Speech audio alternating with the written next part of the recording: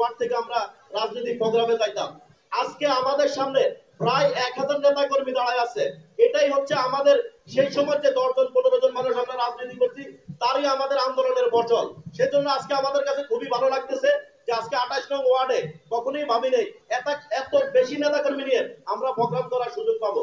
জীবনে এই যুব দলের রাজনীতি করতে যায় প্রথম গ্রেফতার হয়ে আমি 2011 সালের 29শে ডিসেম্বর পল্টন থানায় মুক্তিযোদ্ধা সংবর্ধনা দিন ভোর 4টা বাজে এই আপনার কিবরিয়া ভাই আমাকে ফোন দিয়ে লয়ে গেছে বদরের আজানের পরে। ফোন দেওয়া মাত্র আমরা চলে গেছি। আজকে আমরা ওই সব থেকে রাজনীতি করে আসতেছি। কিন্তু এমন একটা দুর্ভাগ্য এই ওয়ার্ডে বহু যুব নেতা পদ না নিয়ে চলে গেছে। কেন চলে গেছে? 28 নং ওয়ার্ডে বিগত 22 বছরে কোনো কমিটি হয় নাই। এজন্য আমরা আজকে পদ ছাড়া।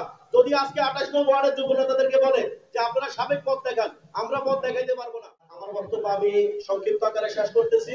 তবে খুবই ভালো লাগতেছে আমার রাজনীতির গুরু কিবরিয়া ভাই, বিপ্লব ভাই, জসিম ভাই, আফতাবউদ্দিন জসিম ভাই তার হাত ধরে রাজনীতি শুরু করছে। তারা এখানে আছে।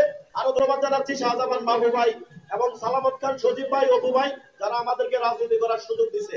আনলে হয়তো আমরা রাজনীতির মাঠে আজকে আমাদের কাছে খুবই ভালো লাগতেছে যে আজকে 28 নং ওয়ার্ডে কখনোই ভাবিনি এত বেশি নেতা কর্মী নিয়ে আমরা প্রোগ্রাম করার সুযোগ পাবো।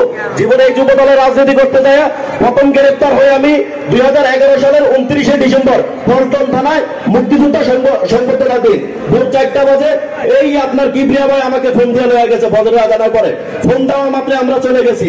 আজকে আমরা ওই সময় থেকে রাজনীতি করে আসতেছি।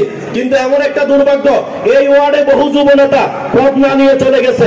কেন চলে গেছে? 28 নং ওয়ার্ডে বিগত 22 বছরে কোনো কমিটি হয় নাই। এই জন্য আমরা আজকে পদ ছাড়া। যদি আজকে 28 নং ওয়ার্ডের যুব নেতাদেরকে বলে যে আপনারা সাবেক পদ দেখান, আমরা পদ দেখাইতে পারবো না। কারণ হচ্ছে আমরা এমন। ধন্যবাদ সকলকে। আসসালামু আলাইকুম।